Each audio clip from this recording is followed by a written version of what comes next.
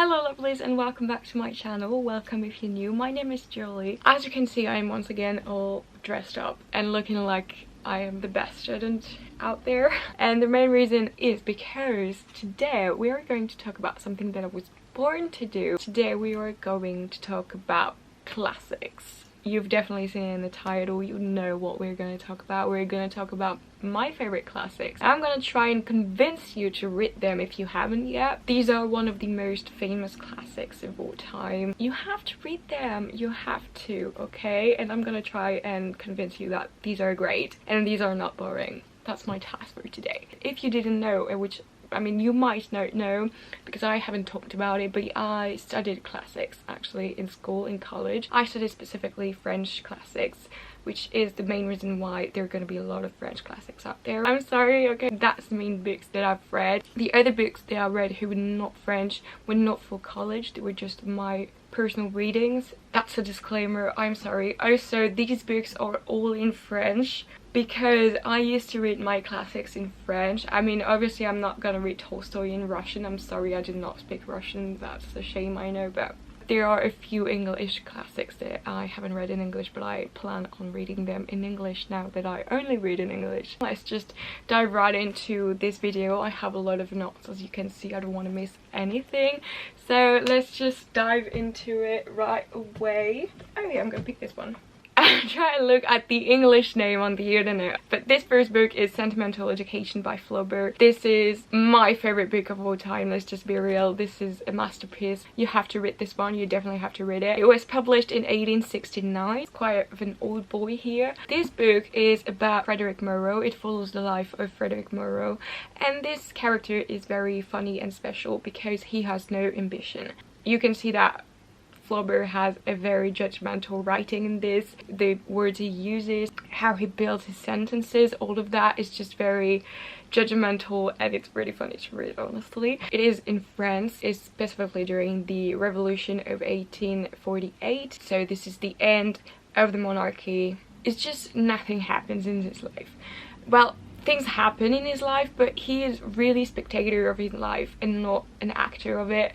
And it is really ironic because in parallel of his life you see the life of his friends who are really reactionary to what is happening in France at this moment, and obviously you see the life in France, the events that are happening in France. There are a lot of battles, a lot of, it's a revolution, you know.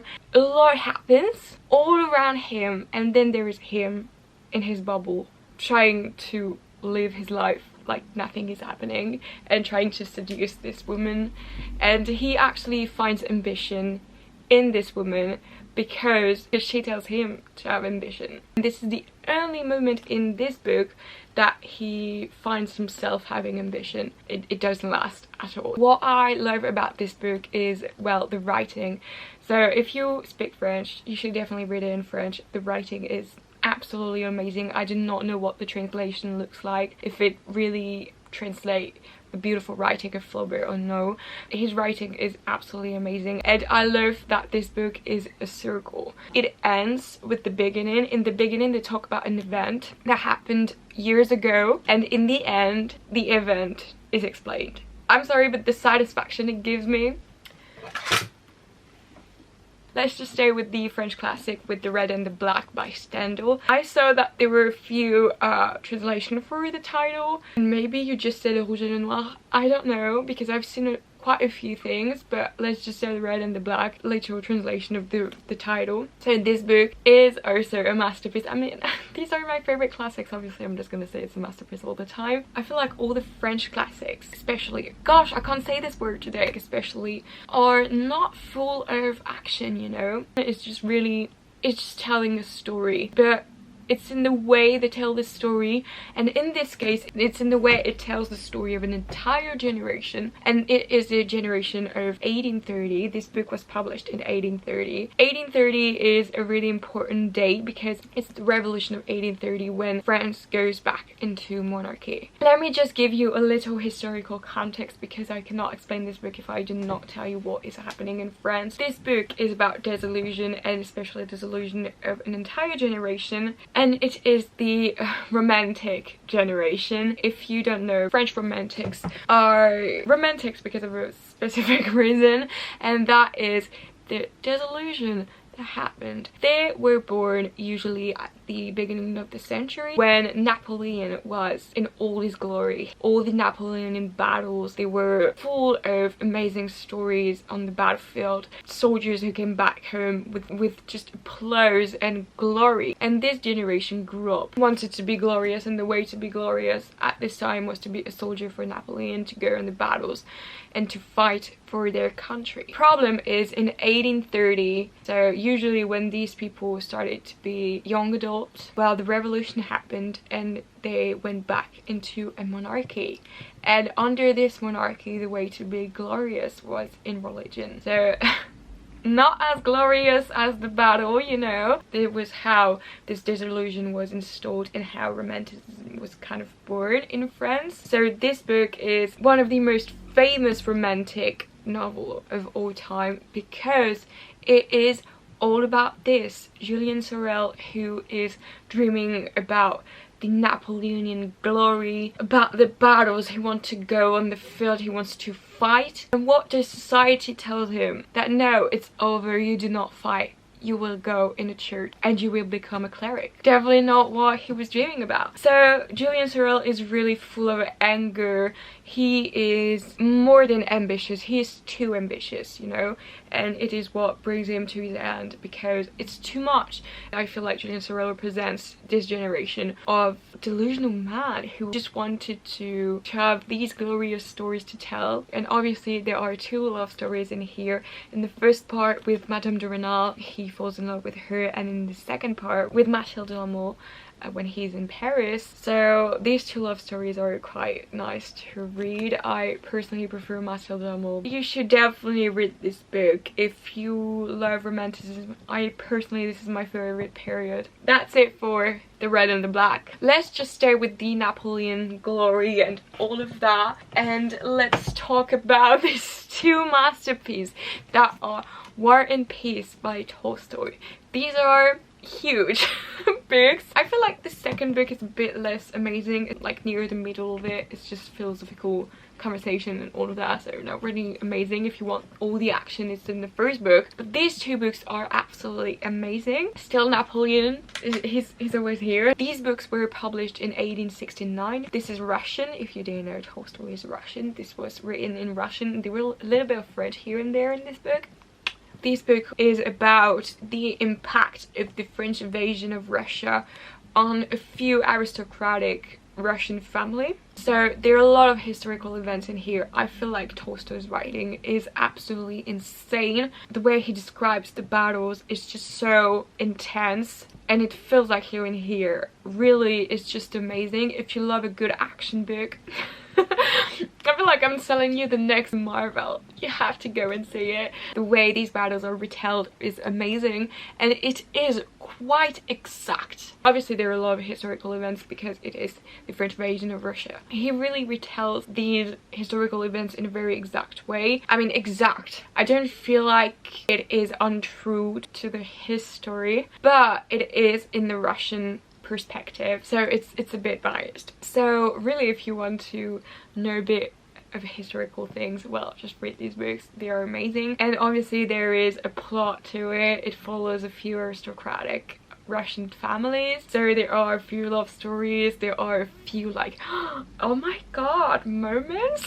It just feels like Gossip Girl. There are a few sad moments in here as well, you know. It just follows a lot of characters, and they all come together at some point. They are all linked, which I feel like is the most satisfying thing ever also. So as I was telling you, the second part of the second book is a bit more of a philosophical discussion, so it's not as interesting as what happens in the first book or the first half part of the second book. It ends on a happy ending. That is something you have to know. It's happy ending. So you go through all of this pain, but then it's just like, oh my god, happy ending, amazing. Also, there is a TV show with Lily James and James Norton. I don't remember, BBC, I think it was a BBC TV show, and it is pretty well done. Obviously these books are quite dense, so the TV show has really shortened the story, but it's still quite well done. I think it's the one I preferred. That's it for Tolstoy. Amazing man. Okay, let's just go back in time and talk about my favorite play of all time, my favorite character of all time, and that is Hamlet. And this is the tragedy by Shakespeare. I feel like if you haven't read this book, well, what are you doing? Go read it. It's just amazing. So this tragedy was created around 1599. It was one of the most famous Shakespeare play when he was alive, and it was his most popular one. It still is now. It's just like a statement. It's their book, you know. It follows Hamlet, whose dad just died, and he suspects his uncle to have killed his father. And to try and trap his uncle into confessing that he killed his father, he pretends he is mad. And this whole story is about that. It's about him just being mad, pretending to be mad, but at the end he's really pretending, you know. This is just a whole thing. He becomes mad, let's just be honest. I just feel like Hamlet is the most incredible character of all time. He deserves to have the award of the best fictional male character because he is. This story also talks about ethical issues. There is one point in the play where Hamlet hesitates to kill his uncle. A few critics have seen this scene as an ethical question, like, he's his uncle, will he kill him? This is just really a masterpiece. I mean, obviously it's a masterpiece. It's like, it's not even like a personal opinion, it's a general opinion. This is a masterpiece.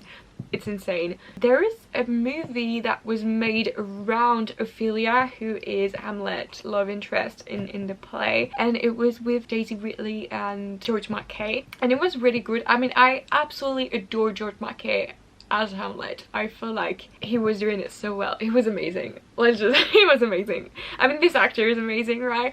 But if you haven't seen this movie, you should probably, because I really feel like the interpretation of Hamlet by George Mackay was legit amazing. If you haven't seen it played, you should definitely, because it is something else. It really is something else. We were talking about Hamlet. Well, let's talk about Musset, who is my favorite author. He's a French author, and he has made this play that is really inspired by Hamlet by Shakespeare, and this is Lorenzaccio. Musset was a big fan of Shakespeare because of the way Shakespeare kind of broke all of the classical rules. Musset is the 19th century. He was really a big fan of that, obviously, because he's a romantic. So he was really inspired by Hamlet when he wrote Lorenzaccio. It is not exactly the same story, but it has the same intrigue, kind of, because in Hamlet pretends to be mad, and he, how to say that, he pretends, you know, well, there, he pretends to achieve a goal. Lorenzo does the same. So Lorenzaccio was published in 1834, and it follows Lorenzo, who wants to kill the Duke in Florence in the 16th century. Lorenzo to try and kill the Duke because the Duke is a bad person. He's not morally good, but he's not morally grey. He's just not morally good at all. I mean, maybe he's morally grey, you tell me. So Lorenzo wants to kill the Duke, and to try and kill the Duke, he pretends to be his fellow servant, his buddy, his friend, his bestie, you know. He grew close to the Duke to kill him better. But this story kind of involves a little gay moment here. A few critics have analysed this book as a gay love story because, well, Lorenzo pretends to be his buddy, but he may end up actually quite liking the Duke, and a bit more than liking the Duke, obviously. So this whole story talks about moral, ethical issues. So yeah, this story is really amazing, and Musset is amazing.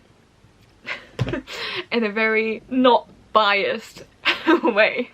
Then another play by Musset, and it is On ne badine pas avec l'amour. I have looked for the English title. I couldn't find the English title. So let's just go with the French title because it is French anyways. This play was published as well in 1834. So it is by Musset, obviously, and it is one of his most famous work because of one line in this play that is absolutely divine. I wish I could read it to you, but well, it's in French, so I don't feel like you will understand. The way I'm a psychopath for this book, I don't know how many times I've read it, but I just find the line.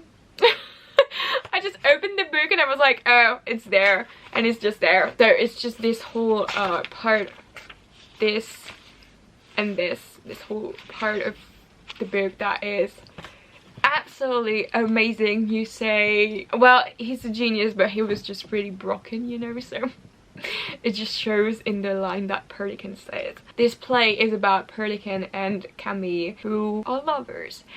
But Camille goes into a convent, and so she leaves Perdiccas for a while, and she comes back and she pretends she is not in love with Perdiccas out of pride, and she has a new perspective to the world, and she shows it to Perdiccas, and Perdiccas is really pissed off about it, and he will try everything to prove her that she's in love with him. And this everything includes playing with a girl, Rosette, and playing with her feelings. And Camille finds out that he is pretending to be in love with Rosette, and she tries to tell Rosette, but things end up pretty bad. This is about this. I mean, the title means that we don't play with love. It's not a fun subject, but yeah, this play is absolutely divine. It's absolutely amazing. It is a statement in the Romantic period, I think.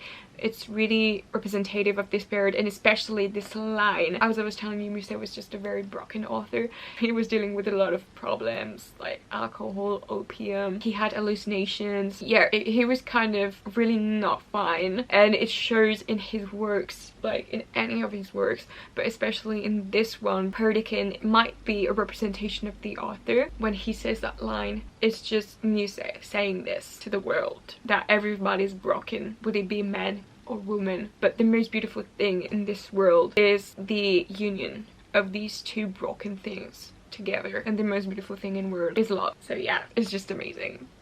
Amazing. Emma by Jane Austen is my favorite Jane Austen book. Oh my god, it is not Pride and Prejudice. Who is she? I absolutely adore Pride and Prejudice, and I've actually read this book in English. Be proud of me. But Emma, it was something else, you know. Emma was published in 1815. It was by Jane Austen, and I feel like this book is so much more interesting than Pride and Prejudice. But don't get me wrong, Pride and Prejudice is one of my favorite books as well. I absolutely adore it. But Emma has a way more interesting thing to it. Emma, at first, is not a character that you love. She is the worst woman on this planet. She's spoiled, she's stubborn, she's really not likable. Really not. She is a matchmaker. She loves to create a couple out of two people that have nothing in common.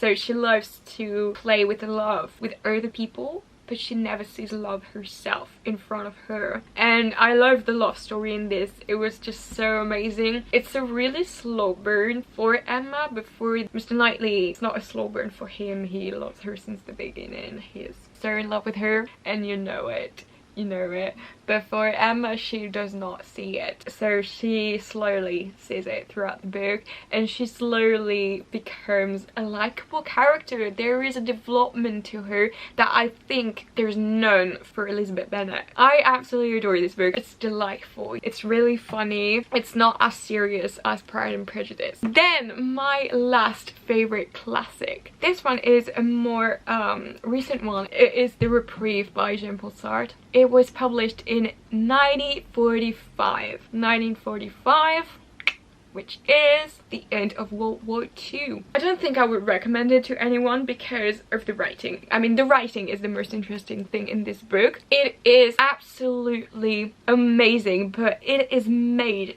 to confuse people and to get them angry because you cannot understand what's going on. Let me explain. This book follows a lot of characters. I think it follows like 6 or 7 characters, and these are just basic characters. They are common people. It follows this character in a very weird moment of life, and that is France. In 1938, France was signing the Munich Agreement at this time, but at this time there was a very heavy threat of war. As you all know, it happened a year later. In 1938, France thought war was gonna happen, and this is what it talks about. It talks about how these characters react to the threat of war and how fear installs in their world, in their life. And the way it's written is that Sartre uses a lot of pronouns. He does not say David or Philip,